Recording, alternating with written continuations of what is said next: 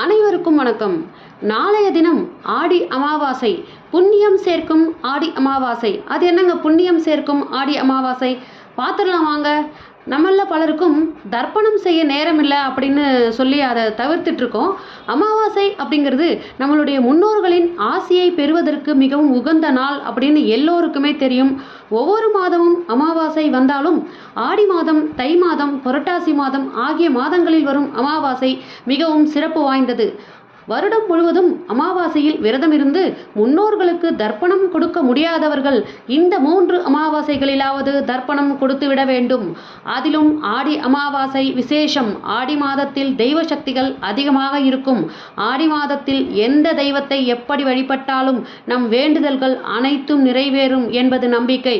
அந்த வகையில் ஆடி அமாவாசையில் நம் முன்னோர்களுக்கு தர்ப்பணம் கொடுத்தால் அவர்களின் ஆன்மா மகிழ்ச்சி அடைந்து மன நிறைவுடன் நமக்கு ஆசீர்வாதம் வழங்கும். மேலும் அவர்களின் ஆன்மாவும் மோட்சம் அடையும். இவ்வளவு சிறப்புகள் மிக்க இந்த ஆடி அமாவாசை அன்று சூரியனும் சந்திரனும் ஒரே ராசியில் இருப்பார்கள். சூரிய பகவான் நமக்கு ஆற்றல் வீரம் தரவல்லவர். சந்திரன் மனதுக்கு அதிபதியானவர். ஆடி அமாவாசையில் சந்திரனின் சொந்த வீடான கடகராசியில் சூரியனும் சந்திரனும் இணைந்திருப்பார்கள். இதனால் ஆடி அமாவாசை மேலும் சிறப்பு பெறுகின்றது. இந்த ஆடி அமாவாசையில் நம்ம எல்லாருக்குமே சொல்கிற ஒரே ஒரு விஷயம் என்ன அப்படின்னா தர்ப்பணம்.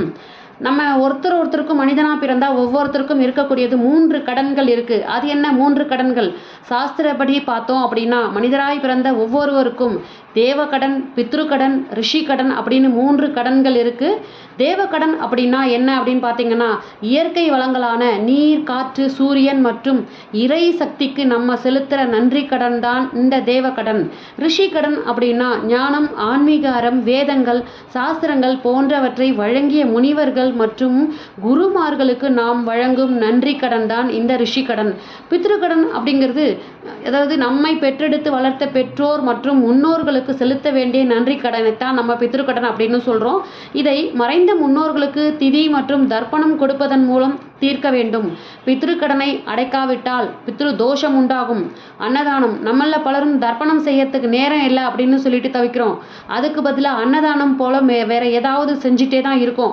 அன்னதானம் அப்படிங்கிறது பெரும் புண்ணியத்தை தர வல்லதுதான். ஆனால் நம்மளுடைய முன்னோர்களுக்கு செய்ய வேண்டிய கடமையை செய்யாமல் அதற்கு பதிலாக அன்னதானம் செய்கிறேன் என்றால் அதனால் எந்த பலனும் இல்லை. எனவே கட்டாயமாக தர்ப்பணம் செய்ய வேண்டும். இவை எல்லாத்தையும் விட உயிரோடு இருக்கிற தாய் தந்தையருக்கு அவங்கள நீங்கள் ஒருவேளை நீங்கள் சாப்பாடு கொடுக்கல அப்படின்னா கூட சாப்பிட்டியான்னு அவங்க எங்கே இருந்தாலும் இந்த அமாவாசை நாள் அன்னைக்கு கேளுங்க. இதுவே உங்களுடைய பித்ரு கடனை அடைக்கிறதுக்கு ஒரு மிகச்சிறந்த வழி அப்படின்னே சொல்லலாம். இதுக்கு ஒரு கதையே இருக்குது. அது என்னன்னு பார்த்துடலாம் வாங்க. ஒரு சமயம் சிவபெருமானின் திருவடியை பார்க்கறதுக்காக மகாவிஷ்ணு வராக அவதாரம் எடுத்து வராரு.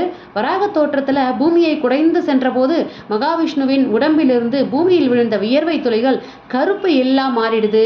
அதனால தான் முன்னோர்களுக்கு அளிக்கும் தர்ப்பணத்தில் கருப்பு எல்லை சேர்த்துக்கிறது ரொம்ப ரொம்ப புண்ணியம் அப்படின்னு சொல்கிறாங்க. ஆடி அமாவாசை அன்னைக்கு பக்கத்தில் இருக்கிற புனித நீர் நிலைகளுக்கு போயிட்டு நீராடி தர்ப்பணம் கொடுக்கலாம். காலையில் சூரிய உதயத்திற்கு பின்னரே தர்ப்பணம் கொடுக்கணும். தர்ப்பணம் செய்யும் பொழுது தர்பை புல், கருப்பு எல், தண்ணீர் இவை எல்லாத்தையும் நம்ம பயன்படுத்தணும். முன்னோர்களுடைய பெயர்களை சொல்லியபடி எல் கலந்த நீரை கீழே விட வேண்டும். குறைந்தது 3 தலைமுறை பெயர்களையாவது நம்ம சொல்லி எள்ளும் நீரும் இறைக்க வேண்டும் அப்படின்னு சொல்லுவாங்க. நீர்நிலைகளுக்கு போக முடியாதவங்க அதாவது எப்படி தர்ப்பணம் கொடுக்கலாம் அப்படின்னு பார்த்தீங்கன்னா அன்றைய தினம் நம்ம முன்னோர்களுக்கு பிடித்த உணவை படையல் செய்து பின்னர் காகங்களுக்கு வைக்கலாம். இதன் மூலம் நம் முன்னோர்கள் சாப்பிடுவதாக நம்பப்படுகின்றது. அன்றைய தினத்தில் ஏழை எளிய மக்களுக்கு அன்னதானம் வழங்குவது பல மடங்கு புண்ணியத்தை சேர்க்கும். ஆடி அமாவாசை அன்னைக்கு முன்னோர்களுக்கு தர்ப்பணம் கொடுக்கறதால அவர்களின் ஆசியை பெறுவதுடன் பித்ரு தோஷம், பித்ரு சாபம் இதிலிருந்து நம்ம தப்பிச்சுக்கலாம். வாழ்வில் துன்பங்கள் மறைந்து சுபிக்ஷம் உண்டாகும்.